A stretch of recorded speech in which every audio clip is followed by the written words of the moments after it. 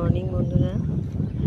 সকাল এখন 7টা মোটামুটি বাজে। ছাদে এসেছি এখন একটু হাওয়া খেতে। এত সুন্দর হাওয়া দিচ্ছে, মেঘলা মেঘলা ওয়েদার করেছে। তার মধ্যে সকালবেলা বিভিন্ন পাখিদের ডাক শুনতে ভীষণ ভালো লাগছে। দেখুন ওইখানে গাছে একটা কোকিল, আমার এখানে একটা কোকিল বসেছিল, আর দেখুন ওইখানে একটা কোকিল বসে আছে। দেখি যতটা জানি না আসবে কি না, চেষ্টা করছি আনার।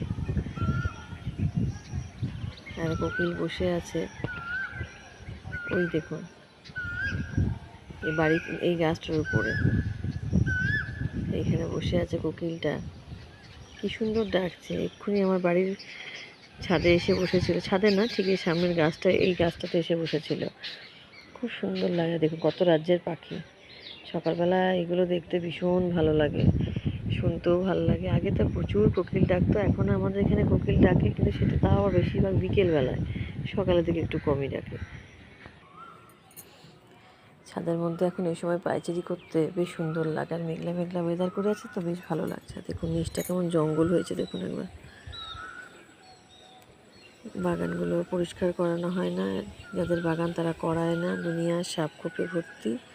আর দেখুন এরকম জঙ্গল হয়েছে,